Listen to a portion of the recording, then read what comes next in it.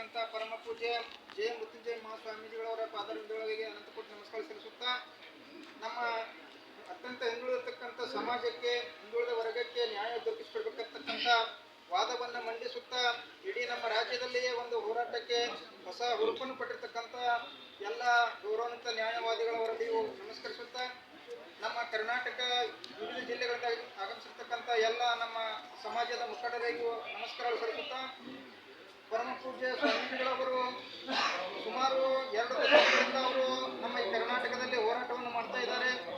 ಮೊದಲು ನೀರಾವರಿಗಾಗಿ ಕಳಸಾ ಬಂಡೂರಿ ಮಹದಾಯಿ ಭೀಮಾ ಕೃಷ್ಣ ನೀರಾವರಿ ಸಲುವಾಗಿ ಹೋರಾಟವನ್ನು ಪ್ರಾರಂಭ ಮಾಡಿದರು. ನಂತರ ಲಿಂಗಾಯತ ಧರ್ಮಕ್ಕಾಗಿ ಹೋರಾಟ ಮಾಡಿದರು.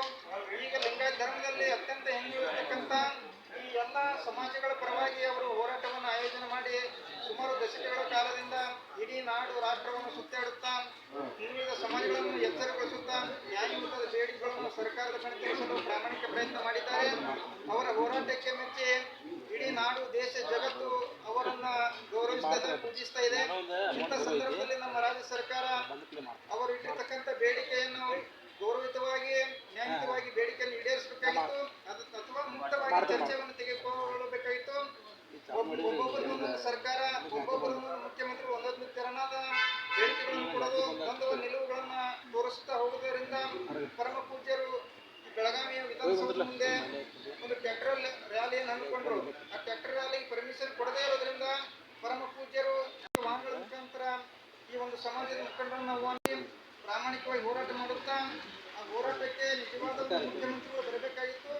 ಇಲ್ಲಾಂದ್ರೆ ಅವರು ನೇರವಾಗಿ ಪೂಜ್ಯರ ಜೊತೆಗೆ ಮಾತಾಡಿ ಅವಕಾಶ ಕೊಡಬೇಕಾಗಿತ್ತು.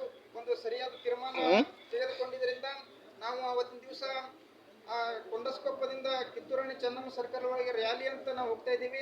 ಆ ರ್ಯಾಲಿಗೆ ಹೋಗ್ಲಿಕ್ಕೆ ನಮಗೆ ದಾರಿ ಬಿಟ್ಟಿದ್ರೆ ಯಾವುದೇ ಒಂದು ಹೋರಾಟಕ್ಕೆ ಘರ್ಷಣೆ ಆಗ್ತಾ ಇರಲಿಲ್ಲ. ನಮ್ಮ ರಸ್ತೆಯನ್ನು ತಡೆದಿದ್ದರಿಂದ ಪೊಲೀಸರೊಂದಿಗೆ ಘರ್ಷಣೆಯಾಗಿ ಇಷ್ಟೆಲ್ಲ ದೊಡ್ಡ ದುರಂತ ಆಗಿದೆ.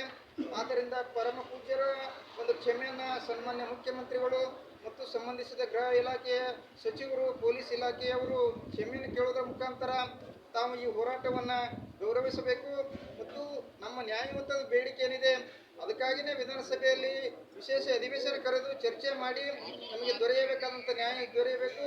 ನಾವು ಪಂಚಮಸಾಲಿಗಳಂದ್ರೆ ಬಡವರು, ರೈತರು, ಕೂಲಿ ಕಾರ್ಮಿಕರು ಮತ್ತು ಶಿಕ್ಷಣದಲ್ಲಿ ಆರ್ಥಿಕವಾಗಿ ಅತ್ಯಂತ ಹಿಂದುಳಿದಿರತಕ್ಕಂಥವರು ನಮಗೆ ನ್ಯಾಯ ದೊರಕಿಸಿಕೊಡಬೇಕಂತಕ್ಕಂಥ ಒಂದು ಕಳಕಳಿಯ ವಿನಂತಿಯನ್ನು ಸರ್ಕಾರಕ್ಕೆ ನಾವು ಸಲ್ಲಿಸುತ್ತಾ 2 ಮಾತುಗಳು ಹೇಳುತ್ತೇನೆ.